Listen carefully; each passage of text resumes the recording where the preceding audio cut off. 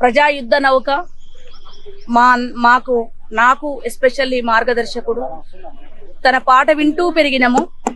Untouchable caste నుంచి వచ్చిన గద్దరన్న సబ్బండ వర్గాలని సబ్బండ కులాలను ఏకం చేసి గుట్ట పక్కన శవాలై ఉన్న బిడ్డలను గుర్తుపట్టలేని తల్లులకు తనే ఒక కన్న బిడ్డై పుట్టుమచ్చలే తల్లులకు బిడ్డల యొక్క శవాల రూపురేఖలు తెలుపుతున్నాయని బంధుమిత్రుల కమిటీ ఏర్పాటు చేసిన దగ్గర నుంచి మొదలుకుంటే ప్రజల కోసమే పాట పాడి తూటా కంటే ఎక్కువ పదునైనదిగా తన పాటని ప్రపంచానికి చూపించి ప్రజల పక్షాన నిలబడి 2-3 భాషలలో పాటలు పాడి ప్రజలే తన ప్రాణం అనుకొని ప్రజల పక్షాన నిలబడి 40-50 ఏళ్లుగా తెలంగాణ రాష్ట్రంలో ఉమ్మడి ఆంధ్రప్రదేశ్లో భారతదేశంలో ఉన్న అణగారిన సబ్బండ కులాల సబ్బండ వర్గాల ప్రజలు 90% మంది ప్రజలు అణచివేత గురవుతున్న ప్రజల పక్షాన నిలబడ్డ గొంతు గద్దరన్నది. తన 77వ జయంతిని ప్రభుత్వం అట్టహాసంగా నిర్వహిస్తుంది. రాష్ట్ర ప్రభుత్వం అవార్డులు కూడా ఏర్పాటు చేసింది. గద్దరన్నకు ఏ వాల్యూ ఇచ్చినా, తనకి ఏ పురస్కారం ఇచ్చినా, తన పేరు ఏదొచ్చినా ప్రజల కోసం పాట పాడే ప్రతి కళాకారునికి మా అందరికి వచ్చినట్టుగా మేము ఫీల్ అవుతున్నాం. ఈ సభ జరుగుతున్న లైఫ్ అంతా జరుగుతున్న ఈ కార్యక్రమాలని మేము హ్యాపీగానే ఫీల్ అవుతూ చేస్తున్నాం. పొలిటికల్ కామెంట్ నేను చేయను, కానీ నా పర్సనల్ ఒపీనియన్ మాత్రం రాష్ట్ర ప్రభుత్వమే గద్దరన్న పేరు మీద ఒక అవార్డుని పేరు పెట్టి గద్దరన్న పేరుతో ఒక అవార్డు ఇస్తున్నది. ఆయన పేరే ఒక అవార్డుకు పేరు పెట్టినప్పుడు ఆయనకు అవార్డు అవసరం లేదన్నది. ఇంకొకటి, ఆ గద్దరన్నకు అవార్డు ఇవ్వాలంటే చాలా దమ్ము ఉండాలి. నా భాషలో చెప్పాలంటే చాలా దమ్ము ఉండాలి, చాలా ధైర్యం ఉండాలి. అట్లాంటి వాళ్ళే గద్దరన్నకు అవార్డు ఇవ్వగలుగుతారు. ఇచ్చిన మందకృష్ణ మాదిగన్నకు కూడా నేను కంగ్రాచులేషన్ తెలియజేస్తూ, గద్దరన్నకు గురించి కామెంట్ చేసిండు కాబట్టి నేను అవార్డును తప్పుపడతలేదు. కేంద్ర ప్రభుత్వం ఇచ్చే అవార్డు అది. ఏ ప్రభుత్వాలు ఇచ్చినా ప్రభుత్వాలు ఇచ్చే అవార్డు అది. అది పరిపాలించే వాళ్ళు అవి ఎప్పుడున్న పార్టీలను బట్టి ఉంటది. కాబట్టి నేను అవార్డును తప్పుపడతలే, కానీ అవార్డు ఇచ్చే వాళ్ళని నేను తప్పుపడుతున్నా. అవార్డు ఇచ్చే వాళ్ళు మీరు ఎవరికి ఇవ్వాలనుకున్నారో వాళ్ళకి ఇచ్చిండ్రు. మరి మిగతా వాళ్ళ గురించి కామెంట్ చేయడము, ప్రజల పక్షాన నిలబడి ప్రజల కోసం కొట్లాడిన ఒక నాయకుడిని కామెంట్ చేయడము, ఒక కళాకారుని ప్రపంచమంతా హిమాలయాలంతా ఎత్తెదిగిన ఒక కళాకారుని కామెంట్ చేయడం అంటే అది మంచిది కాదు. ఆయనకి ఇవ్వాలంటే చాలా ధైర్యం కూడా ఉండాలి.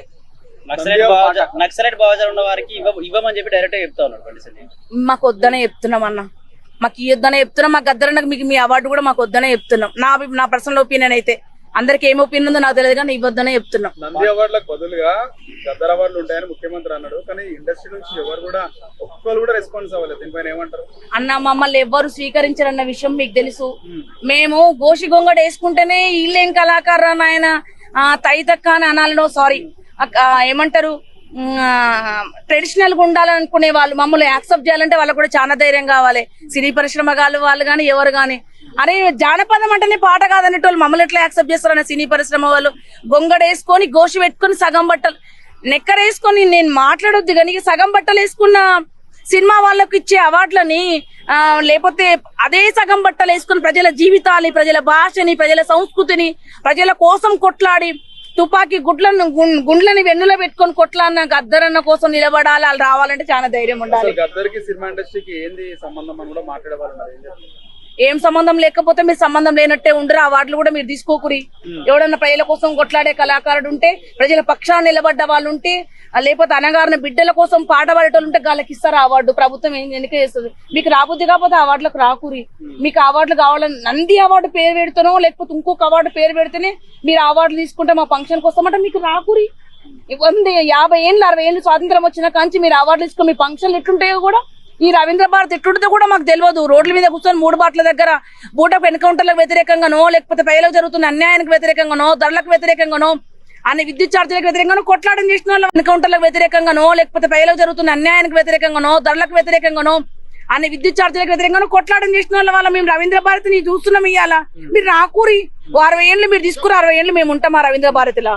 బండి సంజయ్ దేశద్రోహి అని అంత పర్సనల్ గా అటాక్ చేయడానికి కారణం ఏంటంటే అగ్రెసివ్ గా మాట్లాడండి. వాళ్ళు ఎట్లాగో దేశద్రోహులు అంటే నాకు తెలియదన్న అవన్నీ, కానీ ఎట్లా పాట పాడుతూనే అర్బన్ నక్సల్ ఇట్లా అంటున్నారు, పాట పాడుతూనే మీరు ప్రజాస్వామిక వ్యతిరేకులు అంటారు, చట్ట వ్యతిరేకులు అంటున్నారు. గద అంటారన్న దాంట్లో పెద్ద ఆశ్చర్యం లేదు. Thank you. గద్దరన్నను కలుసుకుంటే మీకు గుర్తొచ్చే పాట? గద్దరన్న చాలా పాటలు ఉన్నాయి. గద్దరన్న పాడిన పాటలు, నాకు ఇష్టమైన పాటలు కూడా చాలా పాటలు ఉన్నాయి. దాంట్లో కొన్ని పాటలు ఉన్నాయి.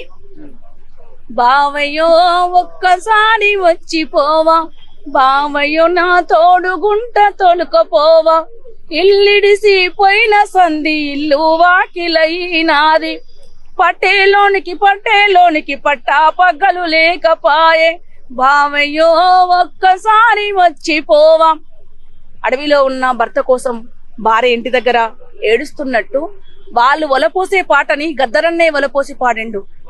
ఎన్ని జన్మలకైనా ఏ జన్మకైనా కన తల్లి చనుబాల రుణమెట్ల తీరు, కని పెంచిన తల్లి భ్రమలెట్ల తీరు, రారాజులకైనా రాక్షసులకైనా విషపు నాగులకైనా విష్ణువుకైనా తల్లి మురికిల పూసే మల్లె మొగ్గాలే, తల్లి లేని జన్మ ఏ జీవికుంది, దొంగ ఎదురు కాల్పులల్ల కనుమూసిన కూనలారా, విరులార సూరులార నక్సలైటు బిడ్డలారా, ఎర్ర పూల దండాలేద్దుమో మా బిడ్డలారా, ఎదల మిమ్ము దాసుకుందుమో మా కొడుకులారా.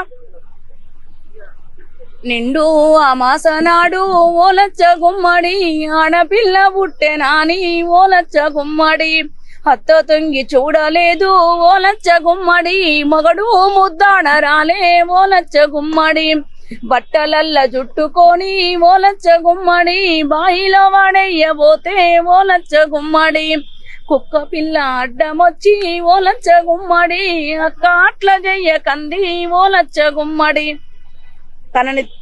తను రాయని పాట, తనను పాడని పాట, ప్రతి సమస్య మీద రాసిండు. ప్రజా కళలు బతికున్నన్ని రోజులు, గద్దరన్న పాటను పాడే కళాకారులు బతికున్నన్ని రోజులు గద్దరన్న బతికి ఉంటాడు భౌతికంగా. Thank you. Thank you.